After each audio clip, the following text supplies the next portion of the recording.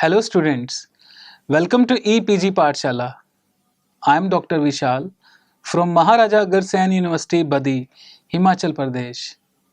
Today, we are going to discuss about the module Project Appraisal in terms of economic analysis under the paper Entrepreneurship Development and Project Management. Students, after completing this module, you will be able to understand the meaning and concept of project appraisal, understand the relevance of market and demand analysis, understand the steps in market and demand analysis, and know about the demand forecasting and forecasting techniques. Students, in the words of Carrie Rosen, in schools, getting one right out of one is an A, whereas getting two right out of 20 is an F. In business, 2 for 20 is an A, whereas 1 for 1 is probably luck. Project appraisal means a detailed evaluation of the project to determine its economic, technical, and financial viabilities. Project appraisal is a generic term that refers to the process of assessing in a structured way the case for proceeding with a project or proposal. It is the analysis of costs and benefits of proposed project with a goal of assuring a rational allocation of limited finance resources amongst alternative investment opportunities with the objective of achieving specific goals. Project appraisal is therefore a process whereby the entrepreneur makes an objective and independent assessment of the various aspects of an investment proposition of a project idea for determining its total impact and also its liability. It saves the entrepreneur themselves from a number of problems encountered by them while establishing a new project. It involves careful, critical, and cautious look at the project idea and analyzing its various components in order to formulate an objective project in its totality. It is an analytical management aid. Project appraisal involves systematic examination of technical, economic, managerial, financial, organizational, and legal aspects of a project. It is the process through which opportunities become a project in which the entrepreneur is willing to invest his time, money, and other resources. So it is the process of transmitting information accumulated through feasibility studies into a comprehensive form in order to enable the decision maker undertake a comprehensive appraisal of various projects and embark on a specific project or projects by allocating limited resources.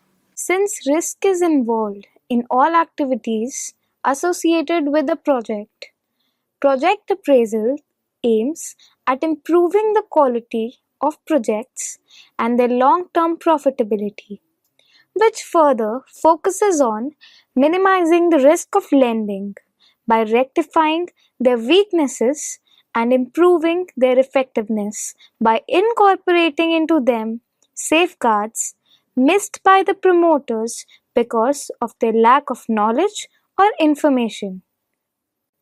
In a consumer-driven market, consumer is the Rex. The exploration of the future market is the first step in establishing the profitability of a future project and to get a clear-cut idea as to market share that is likely to be captured. This is what market and demand analysis does.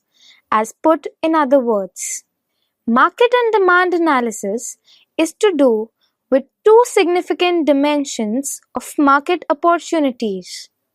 In other words, it concentrates on the likely aggregate demand and for the product or service and the share of the market the firm is likely to share along with other players. These dimensions are very difficult but very important in project analysis. Market and demand analysis. Market and demand analysis is the managing of the demand, its estimation, and determining the extent to which it can be met with satisfaction to consumers and profit to the producers. In simple words, whenever a project planning and implementing comes to surface, it begins with two aspects of demand. That is, what is the potential size of the market and to what extent the project planner is capable of getting share in the market. In simple words, market analysis is concerned with one question, that is, what would be the market share of the project under appraisal, and demand analysis is concerned with one question, that is, what would be the aggregate demand of the proposed product or service in future. The first step in project analysis is to estimate the potential size of the market of the product proposed to be manufactured and get an idea about the market share that is likely to be captured. Demand and supply shall be on the long-term basis.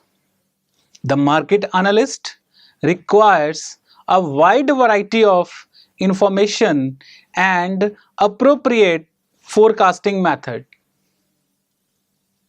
The kinds of information required are consumption trend in the past and present consumption level, past and present supply position, production possibilities and constraints, imports and exports, and cost structure.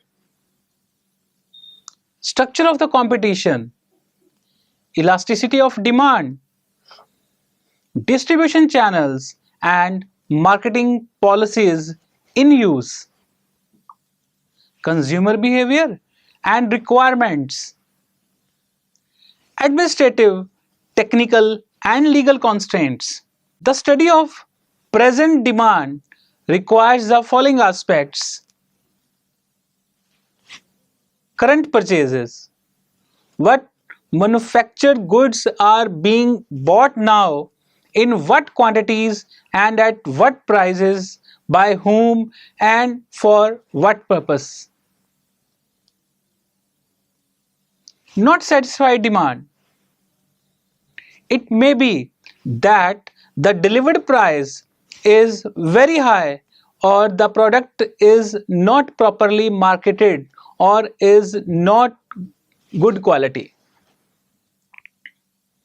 Marketing facilities. Whether proper marketing facilities exist and what are their capabilities and limitations. Competition. The number of other firms involved in the production of that product and prices charged by them. So, to study the future demand, We have to study the past trends of the product and relationship between the increase in incomes and the increase in demand for the product. Steps in market and demand analysis. Market and demand analysis is very important for the success of the future project. So it is very essential that it should be carried out in an orderly and systematic manner. The various steps that are involved in the analysis of market and demand are as follows. The first is situational analysis as well as specification of objectives. The project analyst, may be an entrepreneur himself, is expected to get relationship between a given product and its market presently available. The work starts with base of an informal talk with customers, competitors, middlemen, dealers, and even employees or someone who is directly or indirectly associated with the enterprise or enterprises. The existing company or companies have the past and present, which is a rich source of valuable experience. In this regard, the analyst may get good deal of facts relating to customer preferences, purchasing of power of customers, and the quantity they buy, where they buy, when they buy, and even why they buy. Such informal analysis is sometimes generates enough data to measure the market and to find out the projected demand and revenues. If such an analysis seems to be reliable and enough, if time and cost considerations are there, sometimes an analyst can decide not to carry on formal study. However, in most circumstances, a formal study is considered essential. For a formal study to be carried out, objectives have to be defined clearly and comprehensively. Objectives will help in generating the information relevant in forecasting the overall market demand and in assessing the projected future share of the market. Objectives are generally structured in the form of questions such as: who are the consumers? How many consumers are there for that product? What do they want? When do they want it? Why do they want it? How do they want it? And where do they want it? What quality is desirable? How much can they spend? And what price is acceptable? Collection of market data. In order to answer the questions which are listed above, information may be obtained from two sources, such as primary as well as secondary sources. Secondary information provides the base and the starting point for the market and demand analysis. It indicates what is known and provides ways and hint for gathering information required for further analysis. Sources of collecting data include both internal and external sources. Major sources of information are primary and secondary data. First of all, we talk about primary data. Primary data can be defined as information that is collected first hand, generally by original research tailor-made to answer specific current research questions. The major advantage of primary data is that the information is specific, relevant, and up to date. But data collection from primary sources involves much time and cost. Now we come to secondary data. Secondary data is that data, the information of which is collected for some other purpose and thus it is readily available. Advantages of primary data are the disadvantages of secondary data. As a rule, no research should be done without a search for secondary information first, and secondary data should be used whenever available and appropriate. The important sources of secondary information used for market and demand analysis in India are as follows.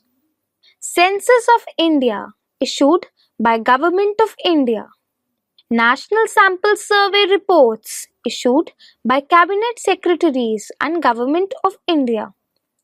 Plan report issued by Planning Commission. Annual publication by Central Statistical Organization. Indian Yearbook by Minister of Information and Broadcasting. Statistical Yearbook issued by UNO. Economic Survey issued by Ministry of Finance. Guidelines to Industries by Ministry of Industrial Development. Annual Survey of Industries by CSO.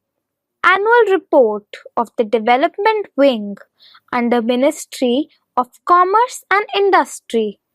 Annual Bulletin of Statistics of Imports and Exports by Ministry of Commerce. Techno-Economic Survey by National Council of Applied Economic Research. Industrial Potential Surveys by IDBI. The Stock Exchange Directory by BSE. Monthly Bulletin of RBI, etc. and Annual Report on Currency and Finance by RBI. Commodity Reports and other studies of the Indian Institute of Foreign Trade. Studies of Economic Division of State Trading Corporation. Weekly bulletins of industrial licenses, import licenses and export license published by Government of India. Internal management reports. Consultants' reports. Government publications of Chamber of Commerce and Industries, FICCI, Directorate of Industries, etc. International Information Bureaus, financial papers and magazines. Evaluation of secondary information. While secondary information is available economically and readily, its reliability, accuracy, and relevance for the purpose under consideration must be carefully examined. The market analyst should seek to know person who collected the information and his objectives. Period in which information was collected and published. Size of the target population. Size of sample chosen. Degree of sampling and non-sampling bias in information collected. Degree of misrepresentation by respondents. Accuracy of information edited, tabulated and analyzed, and proper application of statistical analysis. Now we come to the conduct of market survey. When secondary data are not available, relevant or obsolete, the analyst must turn to primary research. Sometimes, secondary information needs to be supplemented with primary information gathered through a market survey specific to the project being appraised. Market survey may be census or sample survey. In census survey approach, the entire population or the universe is covered.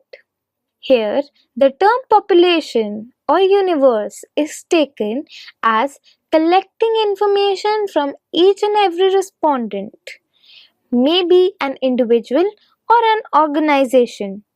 For example, we took the case of estimating demand and market share for the improved kitchen flour mill. To conduct the survey by census method, we will have to cover the entire potential customers, say in a state or a region or all India on one hand, and the existing units that are manufacturing the conventional kitchen flour mills, dealers, and the other. Instead, sample survey can be resorted all the firms concerned. Each technique has its own merits and limitations. Census method is time consuming and costly. However, information got is quite adequate and reliable and accurate. On the other hand, sample survey is less expansive and time consuming. The information sought in a market survey relates to one or more of the following aspects: total demand and the growth rate of demand, demand in a different segment of the market, information and price elasticity of demand, objectives of buying, buying plan and intentions, satisfaction with the existing products, unsatisfied needs, attitude towards different products, practices and preferences in the area of distribution. Steps in conducting sample survey. The following steps which are involved in conducting sample survey are: define the target population. Defining of target population is of utmost importance in clear and carefully studied manner as its first step. The target population may be divided into certain segments with their features. Select the sample technique and size. Sampling technique implies the type of sampling, that is, simple random sampling, cluster sampling, sequential sampling, stratified sampling, systematic sampling, and so on.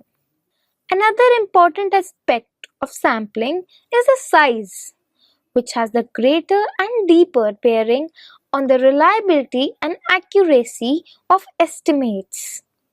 Design the questionnaire. To collect the information from the respondents, the main instrument is the questionnaire. Questionnaire is a sequential array of questions designed in a way which is ideally suited to elicit information from someone who has administered the questionnaire. Recruitment and training of researchers. Proper plan of recruitment and training is to be prepared and implemented. Great care is needed in recruiting researchers and imparting the right kind of training to them. Get information according to questionnaire from the target respondents. The respondents can be interviewed personally or through mail or telephone.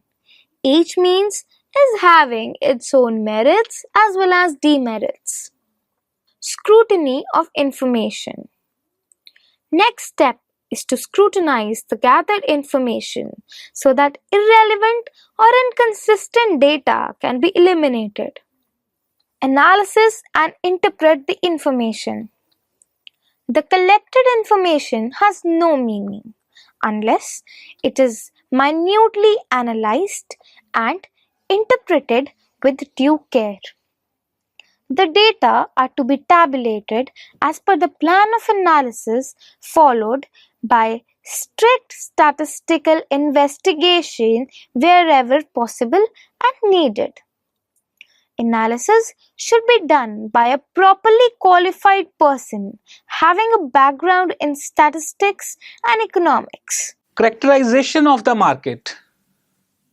This step characterizes the market on the basis of information gathered. The market for the product or service can be described in terms of clear-cut characteristics based on the information gathered from secondary sources and through the market survey or primary sources. It can be described in the term of the following: demand forecasting. After collecting information about various aspects of the market and demand, an attempt is to be made to estimate market demand for the industry. The first step in market forecasting is to assess the market potential. Market potential is the highest possible level of demand in a given environment. Market forecast is a projection of demand for the entire industry, and this leads to the firm's share and is called the sales forecasting. Thus, estimating sales or predicting the sales gives the base for the quantity and quality of the production, and base production figure are predicted. Estimation can be made for each operations and the timely and sound decision can be taken. Therefore, forecasting means demand forecast and indirectly the sales forecast. Forecasting techniques according to time duration. On the basis of time duration, there are three types of forecast: short term, medium term, and long term. Short term forecast. The short term forecast is made for a very short period. Generally, it covers a period of 1 month or 12 months, that is 1 year. This type of forecast is further divided into quarters or months of precision. The result achieved from this forecast is more accurate. Medium term forecast. The time horizon for medium term is between 2 to 4 years. It means more than 1 year to 4 years. The results achieved from these forecasts are likely to be less accurate as compared to short-term forecasts, but more accurate than long-term forecast due to time factors. Long-term forecast. Long-term time horizon ranges over or beyond 4 years. It is a period of more than 4 years to 15 years, or can be extended more than in exceptional circumstances. The accuracy level of this type of forecast is minimum. According to qualitative methods of demand forecasting, these surveys are conducted to collect information about consumers' intention and their future purchase plan. This method includes survey of potential customers to elicit information on their intentions and plans. The opinion of polling of experts, that includes opinion of survey of market experts and sales representative, and the market studies and experiments. First of all, we come to the consumer survey. This method involves direct interview of the potential customers. This could be done either by presenting a questionnaire personally before the consumers or by sending the questionnaire by post. In this method, we can include direct interview, sample interview, and end-use method. Second is jury of executive opinion method. In this method, Small number of top executives are requested to register their individual opinions relating to the probable amount of future sales. So the executive who are selected for giving opinions are those who are fully aware of the market conditions, the capabilities, and the boons and banes of the industry. In this method, market studies and experiment such as laboratory test, test mark, or Delphi methods are to be conducted. According to statistical methods of demand forecasting. Statistical method is very helpful in demand forecasting. It is used for long-term forecasting of demand. Statistical methods have certain advantages over the other methods, such as estimation is based on theoretical relationship between the dependent and independent variables. Element of subjectivity is minimum in this estimation. It is a scientific method. It involves minimum cost as compared to other methods. It is relatively more reliable. Statistical method of forecasting involves the following techniques. The first is the trend projection methods. Second are the barometric methods. Third is the econometric methods. Trend projection method or time series. Trend projection method is a classical method of demand forecasting. This method is concerned with the study of movements of variables through time. The use of this method requires a long and reliable time series data. This method is used under the assumption that the factor responsible for the past trends in the variables to be projected. For example, sales and demand will continue to play their part in future in the same manner and to the same extent in magnitude and direction. This assumption may be quite justified in many cases. This method is also called naive forecasting or the projection of the present trend or mechanical extrapolations or quantitative method. There are three techniques of trend projection on the basis of time series data. Graphical method, fitting trend equation or least square method or the line of best fit, and Box-Jenkins method. Barometric methods.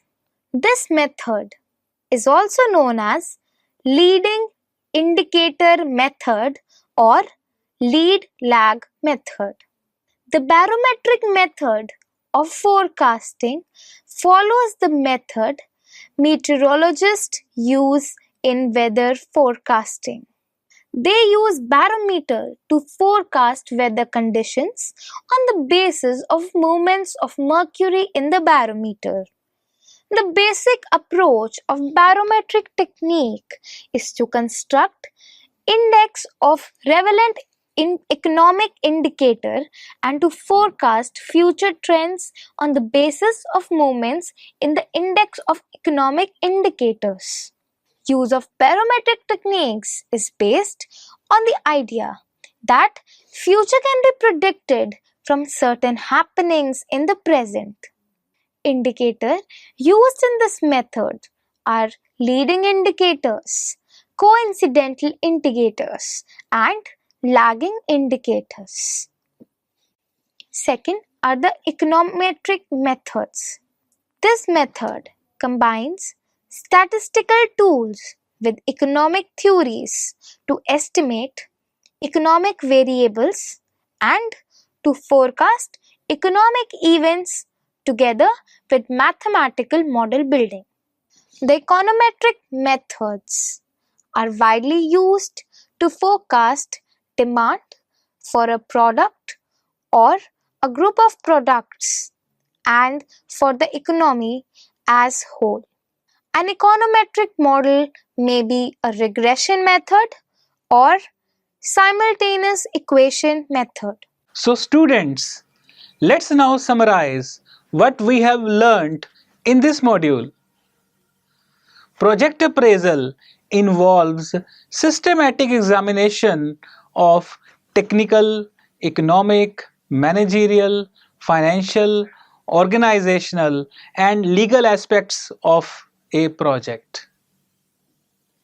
It is the process through which opportunities becomes a project in which the entrepreneur is willing to invest his time, money, and other resources. So it is the process of transmitting information accumulated through feasibility studies into a comprehensive form in order to enable the decision maker undertake a comprehensive appraisal of various projects and embark on a specific project or projects by allocating limited resources. Since risk is involved in all activities associated with the project, project appraisal aims at improving the quality of projects and their long-term profitability, aims at minimizing the risk of lending by rectifying their weaknesses and improving their effectiveness by incorporating into them safeguards missed by the promoters because of their lack of knowledge or information. Market and demand analysis is to do with two significant dimensions of market opportunities. In other words, it is concentrated on the likely aggregate demand for the product or service and the share of the market the firm is likely to share along with other players. These dimensions are very difficult but very important in project analysis. Thank you.